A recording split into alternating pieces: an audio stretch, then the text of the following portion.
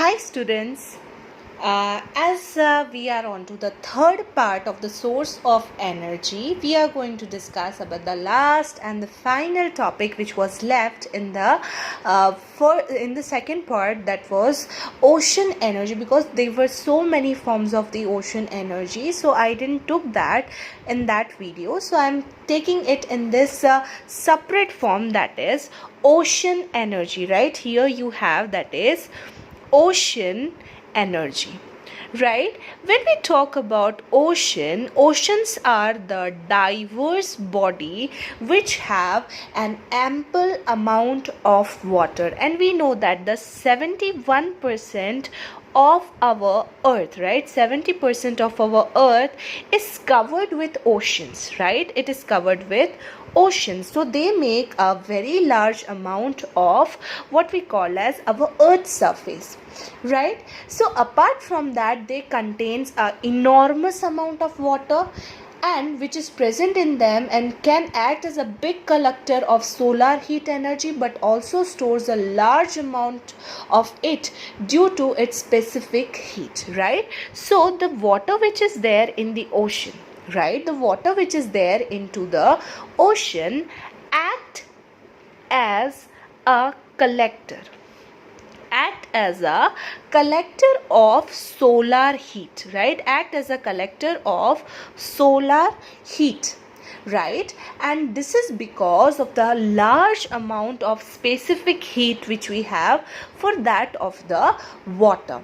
So ocean water can be used as a renewable source of energy. So there are many forms of ocean energy. So the first form of ocean energy is ocean thermal energy. Right, the first form of it is ocean thermal energy.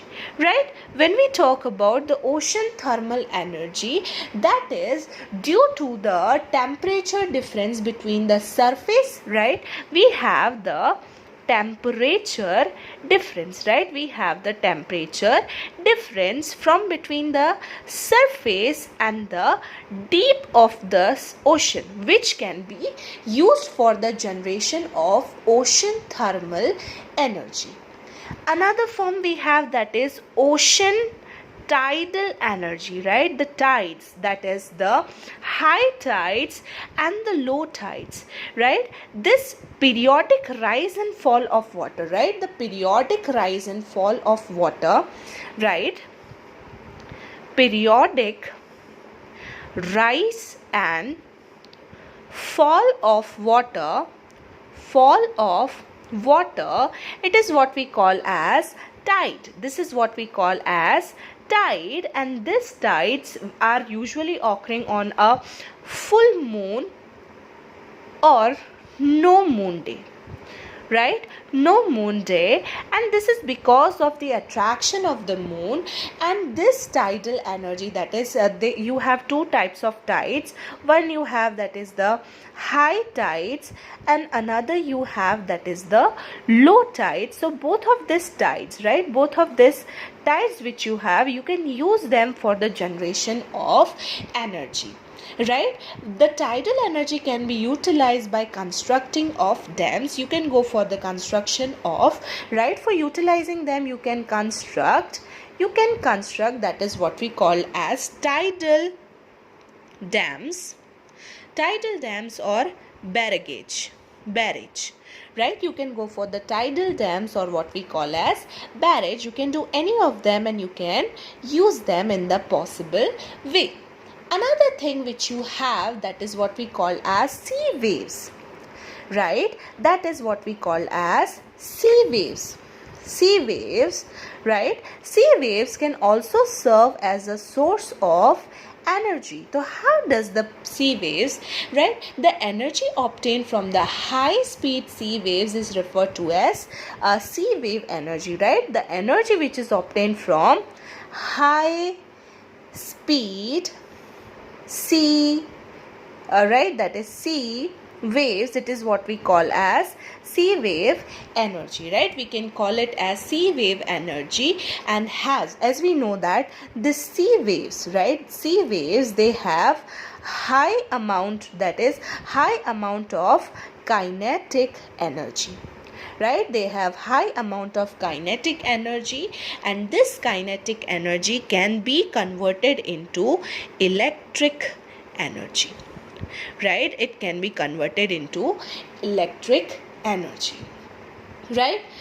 Energy from the nuclear deuterium of ocean, right? Also, right, the fourth one, that is energy from the nuclear deuterium, right? Deuterium of ocean, right? You can also have some amount of nuclear energy from the deuterium, right? You will be like, what is deuterium? So deuterium is a isotope of your hydrogen, right? Deuterium, what we have here, deuterium is a isotope. It is a isotope of hydrogen, right? It is an isotope of hydrogen which is present in a very high amount in the ocean, and scientists are working hard to produce energy by carrying the controlled nuclear fission of deuterium isotopes. So now the scientists are trying, right? Whatever this deuterium which is present in the ocean, they are trying hard to undergo the nuclear fission, right? They are undergoing the nuclear fission, and they can generate a high amount of nuclear energy through this deuterium. And apart from that, the energy from salinity, right? The fifth one, the energy from the salinity, right? That is the salinity. Right? And as you know, the concentration of salt will keep on changing from one sea to another, right? The concentration of salt, right? The concentration of salt will keep changing from one ocean to that of another, and it will lead to the formation of salinity gradient. That means some place there are high salt and some way there are small, right? There are less amount. So the salinity gradient is nowadays used to obtain energy, and this can be used to obtain energy by using some suitable technique. And the last and the final of this topic, it is the energy from sea biomass, right? Sea biomass or the sea vegetation, right? Sea biomass or sea vegetation, right? So this is the thing which you can see here, the vegetation which is there in the sea. We know that the biomass is the another direct source, right? This is the sea biomass, that is the amount of what we call as the animals, the phytoplanktons, the zooplanktons, and whatever the different organism we have. This biomass, right? This biomass is a direct source of energy, right? It is the direct source of energy because we can use it to form, right? We can use it to form that is called as methane fuel. We can use it to form the methane fuel, and we know that this methane fuel is important and it is one of the renewable source of energy and eco-friendly. So therefore we can use this biomass for the production of methane fuel. But the only disadvantage we have here for this is these are not uniform, right? They are not uniform, right? They are not uniform, right? So only thing is they are not uniform.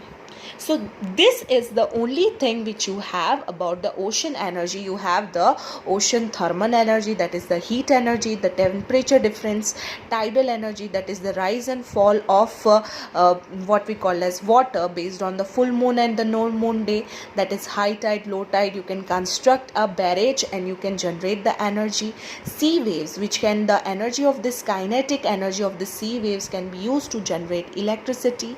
You have deuterium, an isotope of hydrogen, which can be used for the nuclear fission, and we can generate energy from it. And the energy from the salinity, that means the salt concentration.